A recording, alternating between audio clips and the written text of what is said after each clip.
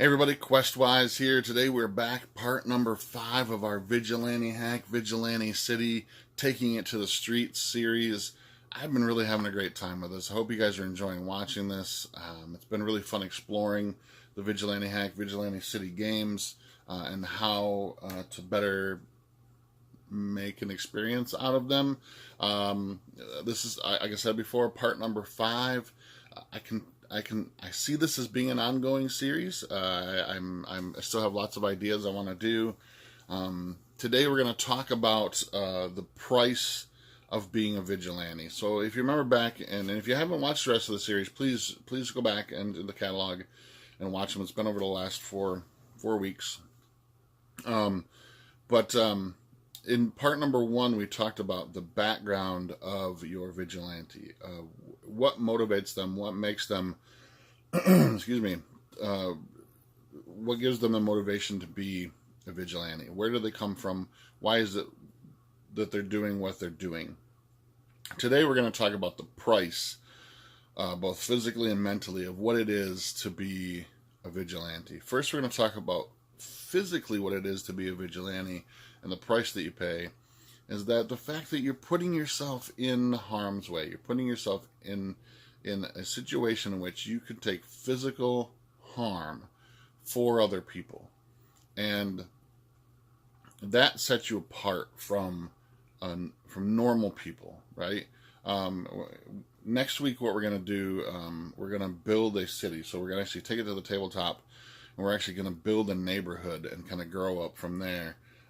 So I'll show you kind of the things that happen, but actually that's actually in the second book, which is the City Full of Sinners.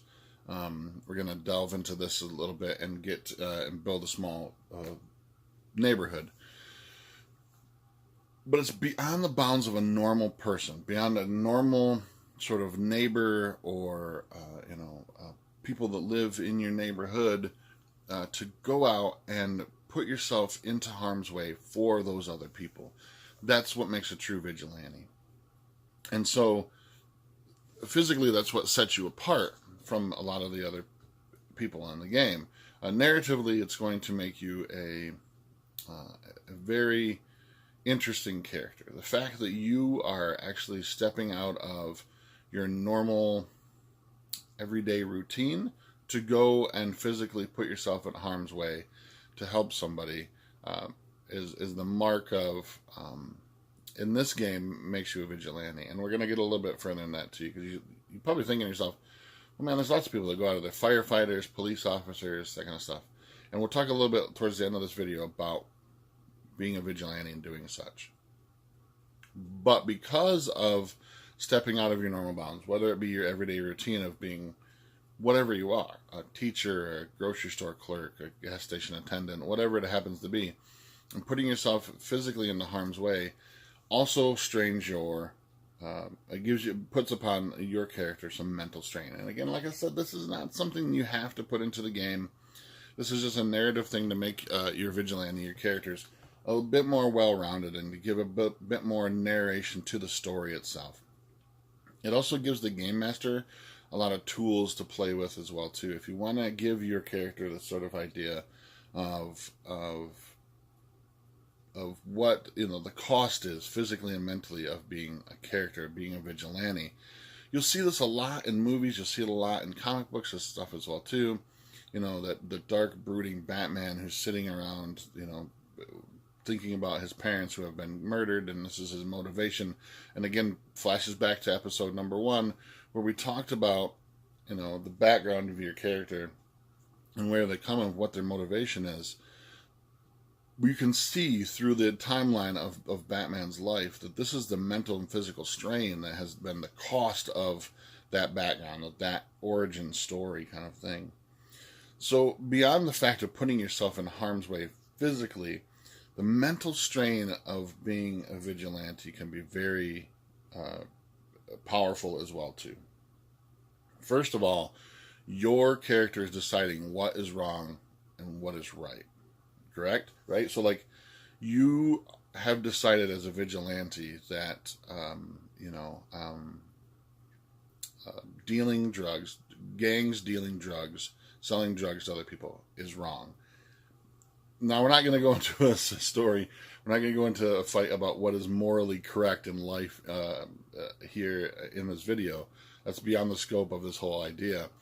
But you, as a vigilante, you're choosing mentally what is right and wrong, what it is that you're going to stand up for, and that you're going to put yourself in harm's way because of. Right? So there's also this idea of pacifism and violence, and where on the scale does your character fall?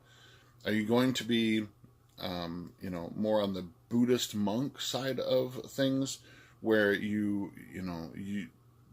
karma will sort of like,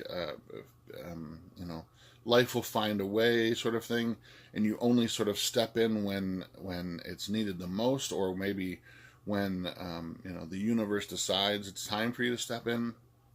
Do you do no harm whatsoever? Do you simply neutralize the situation and then let the police sort out the difficulties? Or do you go the ultimate opposite spectrum of the opposite part of that spectrum? Tongue-tied this morning. And you go to extreme violence. The minute you see something wrong, you step up and you take over and you exact your vengeance with extreme violence.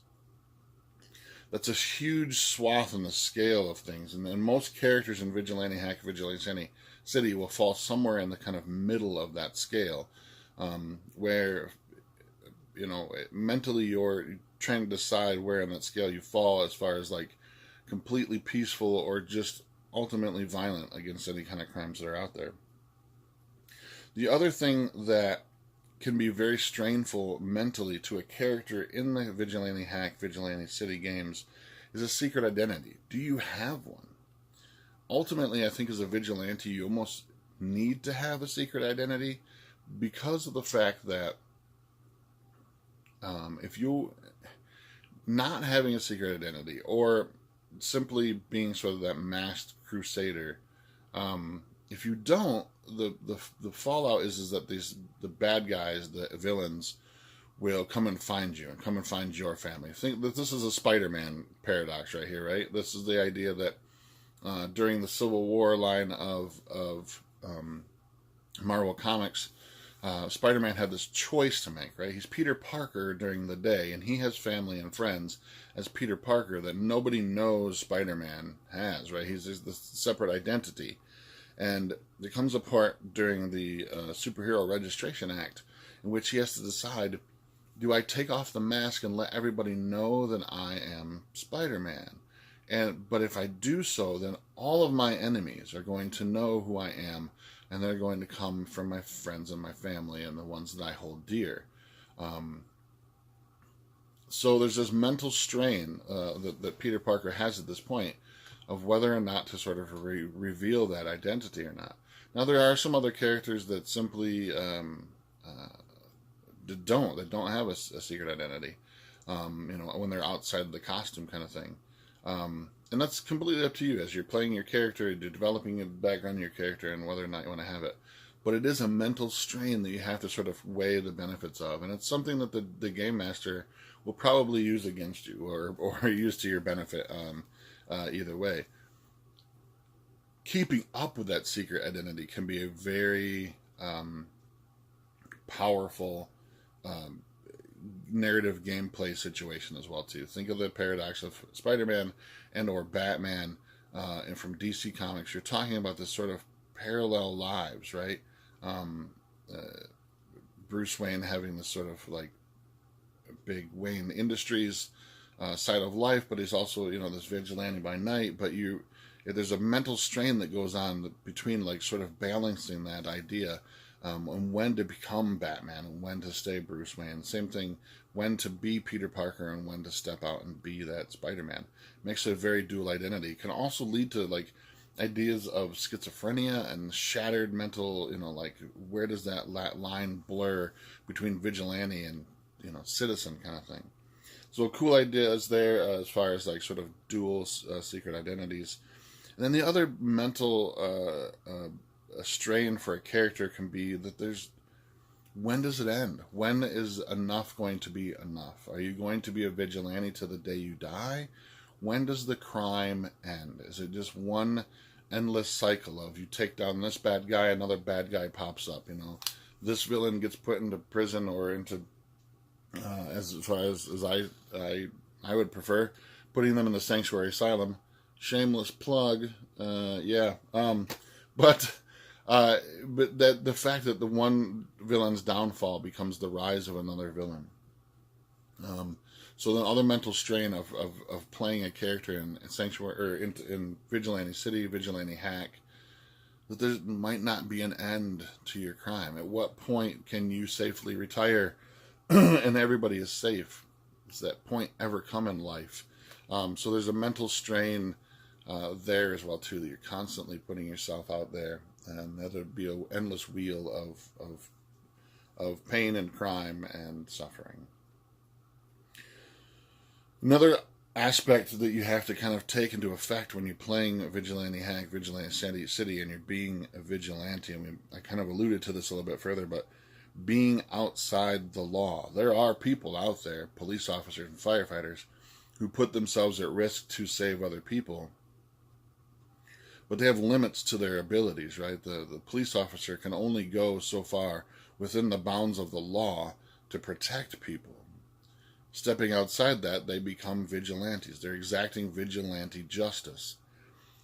That's what the basis of Vigilante Hack, Vigilante City is, right? Where we are playing characters where we've decided that we're stepping out beyond the bounds of the law because the law can't seem to fix the problems that we have, and we're going to go fix them ourselves.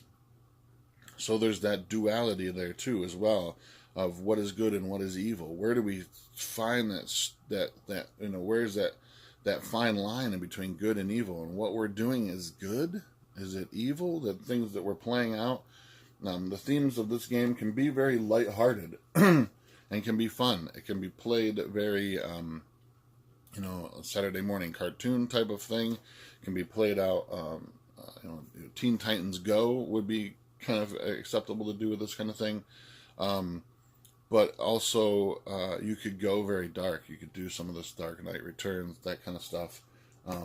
And depending on your group and who's, you know, who's playing with you, or what your group as a game master and players have decided, do you want to go down that darker path, or you want to keep it more lighthearted? So that there's that blend between good and evil, and where that line crosses. There's the Judge Dredd complex, the I am the law. Does that become another mental strain for your character? You are out there putting yourself out there every day, every week to suppress crime and to help other people. At what point do you get the mental sort of acuity to say, I am the law now, that I get to choose what is lawful and what is unlawful, and where the line gets drawn? So some interesting kind of hooks there as well too, where we're playing characters outside the law. We're doing things that are makes us basically, in the eyes of the law, criminals, and so you're writing that kind of fine line as well too, to making the world a safer place. The last part of this is losing touch with your, and I call it humanity, because in Vigilante Hack you're going to be playing a human, but Vigilante City you're going to get the option to play some other character stocks and stuff as well too. There'd be a section for anthropomorphic animals and such, and so when I say humanity, I put it in air quotes, because what I mean by losing touch with your humanity is that mental slide, and we just talked about this whole thing, becoming above the law, becoming the law, and putting yourself into physical harm. But where do you find that sort of balance, and where at some point do you simply become a machine of vengeance, of retribution, and become less of a citizen? Is it possible for you to step back and forth between being the vigilante and being the citizen, being the just normal everyday person, which has always been a very interesting aspect of comic books, right? of the Peter Parker. And I always go back to Spider-Man because he was always my favorite character. Because unlike Batman and a few other more vigilante type heroes, he, Bruce Wayne will never have a need for money, right? There's never going to be that thing. He's a billionaire. He's a super genius, and he has the ability to sort of have the funds to do whatever it is he needs to do.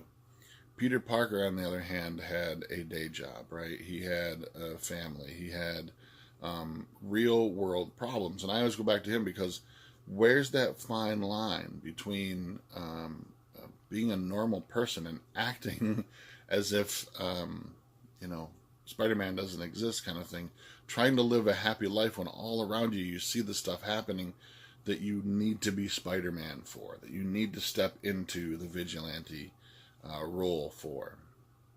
So, a couple of ideas to think about while you're, playing Vigilante Hack, Vigilante City, which will be coming out soon due to the successful Kickstarter. But I will put a link in the notes below to where you can get the Vigilante Hack. Vigilante Hack comes in 3 different volumes. It comes in the main core book.